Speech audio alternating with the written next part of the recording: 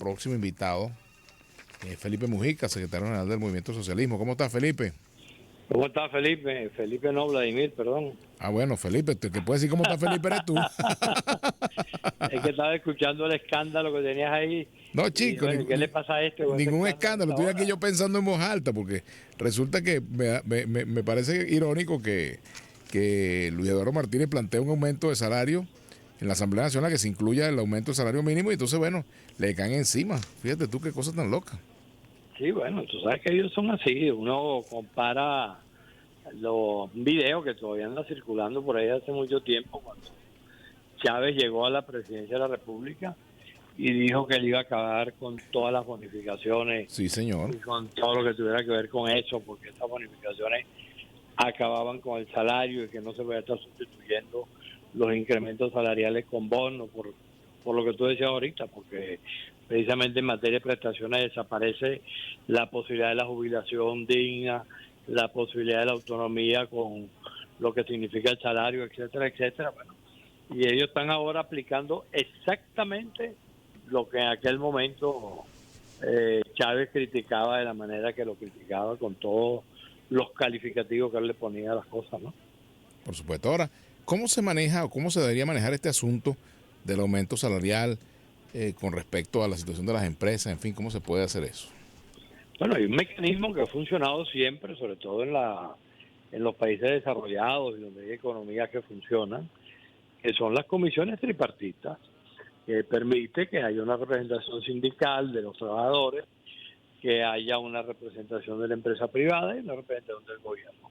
Y eso permite en esos debates y dialogando ir aproximándose a lo que son los salarios justos y a cómo ir equilibrando los salarios en relación a lo que significa la economía. Lo que pasa que como aquí en Venezuela el sistema económico no es productivo, aquí acuérdate que hubo una palabreja que aplicó el propio Chávez cuando dijo expropiese, y se acabaron, no sé, 300 y pico de empresas que fueron expropiadas, que más nunca se supo qué pasó con ellas, ni que si siguieron produciendo o no, bueno, no se supo. Bueno, de la economía, que el sistema financiero no funciona, ahora es que está de nuevo recuperándose el crédito como institución, las tarjetas de crédito, el sistema bancario, los salarios justos no operan. Entonces, por supuesto, para poder debatir de verdad, un escenario en el cual se pueda decir, mira, vamos a buscar la combinación entre lo que es el Estado, la empresa privada y el salario de los trabajadores, que es lo que se llama las comisiones tripartitas, debería la economía funcionar. El problema es que aquí tenemos una economía que no funciona y tenemos permanentemente, creo que es el año 2015, creo que lo hemos comentado otras veces, Maduro se la pasa anunciando todos los años que este va a ser el año de no sé qué cosa, el año de no sé qué cosa, bueno, y pasa el año y pasa el otro, y pasa el otro, y simplemente las cosas quedan en el discurso, que el día tal se le ocurrió decir al presidente que iba a hacer tales o cuales cosas, y nada se cumple. Aquí el problema en la economía es fundamental, que se pueda determinar cómo la convertimos efectivamente en una economía productiva para que se pueda hablar de salarios. Sin una economía productiva no es posible tampoco hablar de salarios, porque entonces cómo se logra que haya ingresos suficientes para que se tengan los salarios apropiados y adecuados para cada quien. Entonces eso es básico. Por supuesto. Claro, el asunto es que no ha habido, digamos, eso que llaman voluntad política. Incluso los propios dirigentes sindicales del oficialismo no los nota, caramba, ni siquiera lo de la CTV del pasado, que uno los criticaba por falta de firmeza frente a sus gobiernos, pero al menos ellos salían y pedían, incluso hasta uno de ellos organizó un paro nacional del Pino. Yo Sí, recuerdo eso, presidente de la claro. Si es CTV. que la CTV en aquel momento operaba como una institución sindical que además existía en todo el país. Acuérdate que aquí existían aquellas instituciones que se llamaban las federaciones regionales de trabajadores, que permitía agrupar a los trabajadores estado por estado. Existía la posibilidad de la discusión permanente de contratos colectivos. Yo recuerdo, por ejemplo, que durante mi ejercicio profesional, los 10, 12 años que ejercí, a plenitud los ejercí como abogado especialista en el terreno laboral. Ujú. Y era impresionante la cantidad de actividades que había permanentemente en todo lo que tenía que ver con la discusión de contratos, con el tema salarial, con las recomendaciones que se hacían en cada una de las cláusulas sociales o las cláusulas económicas de la contratación colectiva. Es decir, había todo un esquema que operaba, que funcionaba y que permitía que entonces la gente pudiera tener sus salarios libres, que no estuvieran dependiendo ni de la bolsa CLAC, ni del bono tal, ni de que tú me vas a hacer, me vas a meter en la lista tal o cual del sistema patria o cualquier cosa de esas que han inventado, sino que la gente tenía su salario, ahorraba, tenía la posibilidad de ir a un banco y pedir un pagaré por tal cantidad de dinero para poder completar lo que le faltaba y podía pagar, y el país operaba de esa manera. Tú te pones a ver, aquí, además de haber acabado, ni siquiera tuvieron la posibilidad de voltear hacia los lados de lo que está cercano a ellos. Por ejemplo, está la economía china. Es una economía de mercado que sigue conviviendo con un sistema político autoritario, pero que tiene una economía de mercado que ha permitido que esa economía en un tiempo verdaderamente corto se ha convertido en una de las más importantes del mundo. Y ellos, en vez de voltear hacia allá, ver cómo efectivamente colocar esos escenarios, bueno, parece que más bien copiaron fue la cubana, que ya sabemos qué significa eso desde el punto de vista económico, ¿no? Felipe, pasando a otra cosa, se está dando un debate en la Asamblea Nacional en este momento sobre las declaraciones del fiscal general en cuanto a la trama, la llamada trama de corrupción PDVSA Cripto. ¿Qué hay detrás de eso? De todas estas cosas que ha venido sacando a flote el fiscal. ¿Ha habido efectivamente una conspiración para derrocar a Nicolás Maduro? ¿Esto se trata de una pugna interna? ¿Se trata de lucha contra la corrupción? ¿De qué se trata?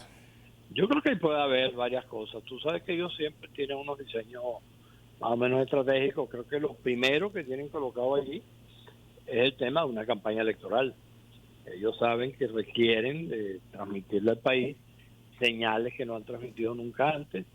El país sabe cómo se vive con ellos, cómo se comportan los funcionarios de los distintos entes oficialistas.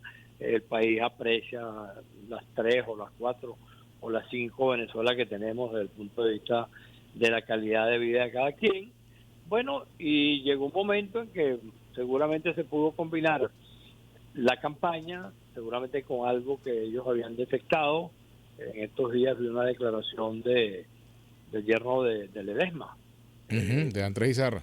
de Andrés Izarra, que dijo que ellos le habían comentado a Maduro, no sabes de cuándo, que efectivamente eso que de lo cual acusan a Tarek, él lo venía haciendo y que Maduro parece que simplemente como que no le hacía caso o se pone a mirar para el techo. Entonces es evidente que ahí hay una realidad que tiene que ver, quién sabe con cuántos factores, que en un periodo tan largo de tiempo y con esas cantidades de dinero y además con un mecanismo como es el de la criptomoneda para poder disimular todo lo que se estaba haciendo, bueno, que se pierde de vista. Yo me imagino que si ellos siguen investigando verdaderamente, no se sabe hasta dónde podrá llegar eso.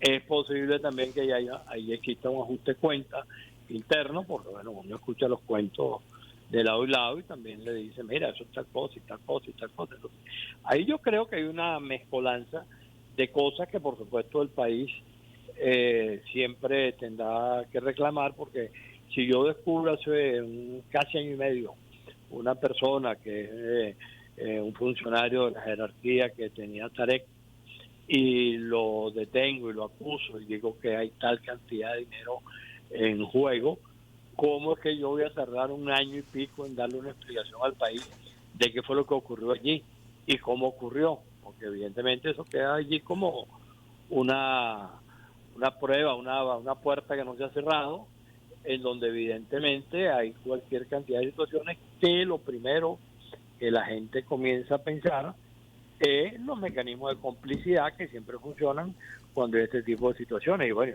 y si ahora lo vas prolongando hacia todos los escenarios que se quiere prolongar, que sea la oposición, funcionarios norteamericanos, conversaciones de tal o cual naturaleza, el esquema de que hubo la traición por aquí, la traición por allá, bueno, quién sabe dónde terminará ese despelote que ellos están armando con eso y que bueno, forma parte de los elementos que hay que ponderar en medio de este ejercicio que tenemos los venezolanos en este momento, que es el de tener que buscar una salida política, electoral, pacífica, democrática, para que el país deje de ser ese que ellos están en este momento supuestamente mostrando, más todas las demás cosas que ya se saben, y podamos tener una Venezuela diferente, donde los debates que se hagan efectivamente conduzcan a alguna parte, que lo que se anuncie efectivamente se concrete, y que la cosa no quede simplemente en una cantidad de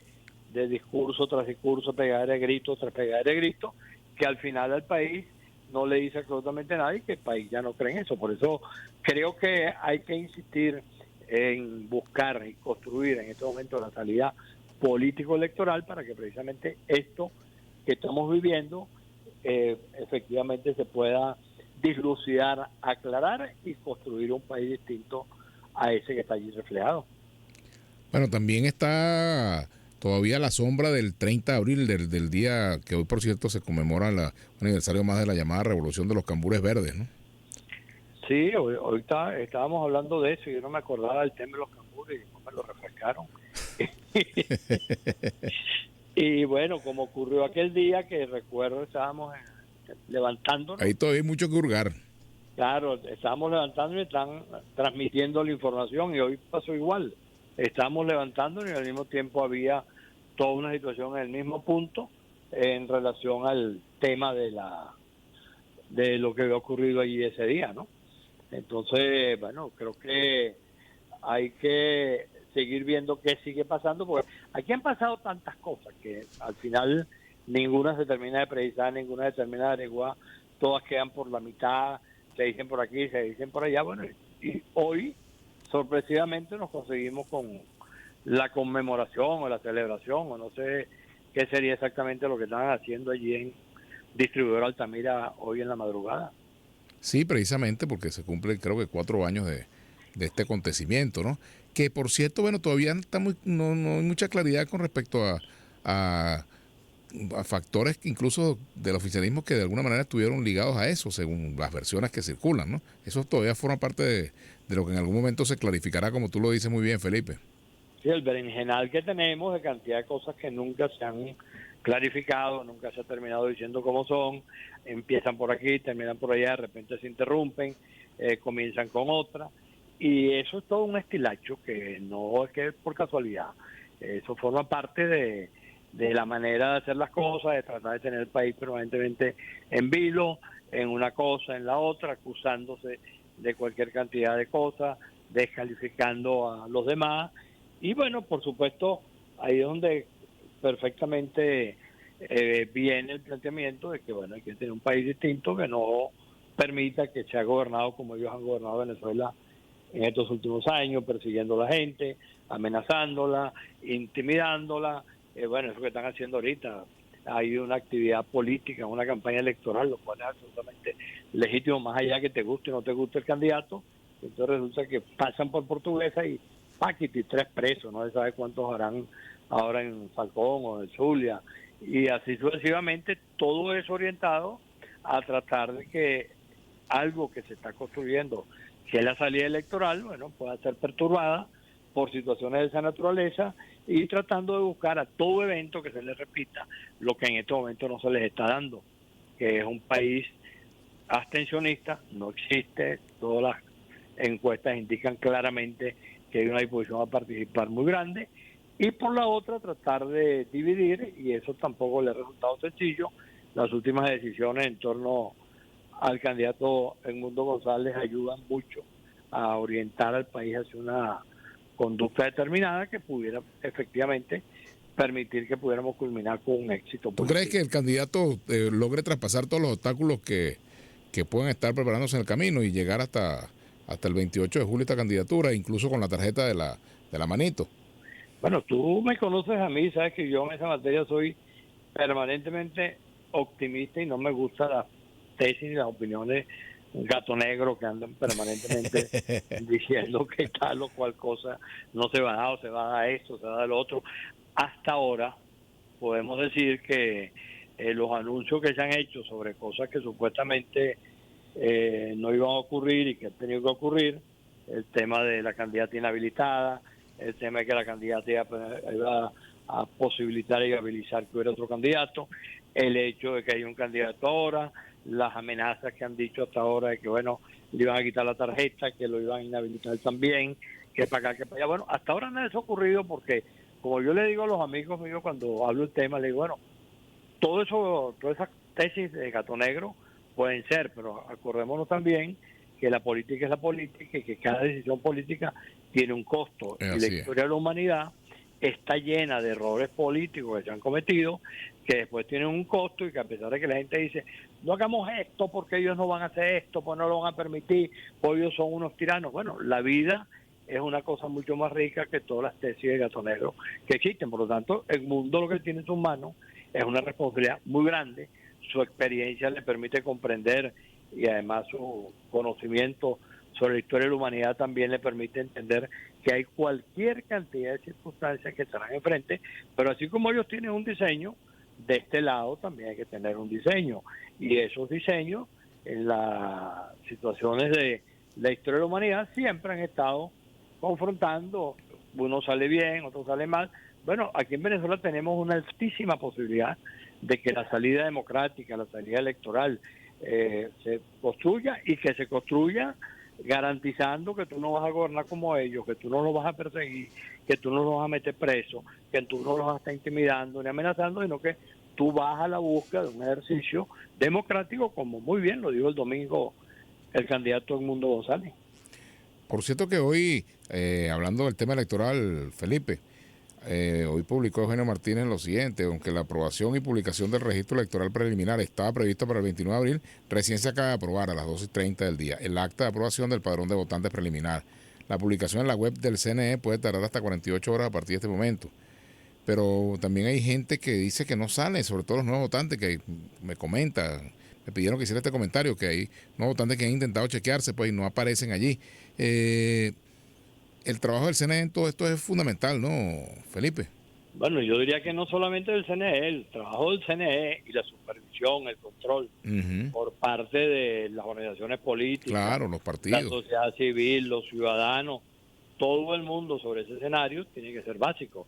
Ya hay una fecha, se supone que hay una fecha para que todo el mundo se chequee a ver si aparece o no aparece, y en la medida en que eso que tú estás diciendo ocurra y se convierta, si en efecto es así, que yo no tengo constancia que es así, pero suponte tú que de repente son centenares de miles de venezolanos que no aparecen en el registro. Bueno, habrá que buscar los espacios para que eso se corrija. Eso vale igualito, o debería valer igualito, cuando tú estás en la cola a las 6 de la tarde en el centro de votación y tú hay 300 votantes. Bueno, hay que mantener el centro de votación hasta que vote el último de los que está en la cola. Bueno, en este caso, si hay esas dificultades, tienen que aparecer, tienen que indicarse para que el CNE se vea obligado a corregir lo que eventualmente hay que corregir, porque es evidente que hay tal cantidad de señalamientos sobre ese asunto que, bueno, hay que estar pendiente, y eso, insisto, no solamente un problema del CNE, en este tipo de cosas, en lo que es el registro, lo que viene después con los miembros de mesa, lo que vendrá después con los testigos, eso es fundamental para todo lo que tiene que ver con el resultado electoral. Como hemos dicho en distintas oportunidades, no hay votos si no hay testigos.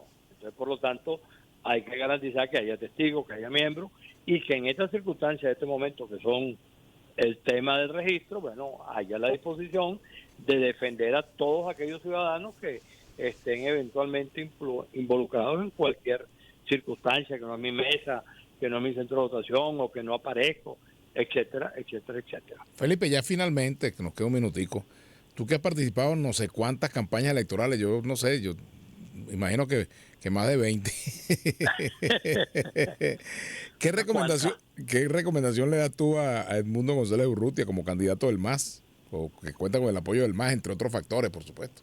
Bueno, él tiene que presentarle al país una proposición abiertamente democrática que sea garante que vamos a tener un país distinto en términos económicos, en términos sociales, en términos políticos, que se tenga claro que hay propósitos esenciales. Por ejemplo, los venezolanos necesitamos que los 7 millones y no sé cuántos venezolanos que están fuera de Venezuela regresen.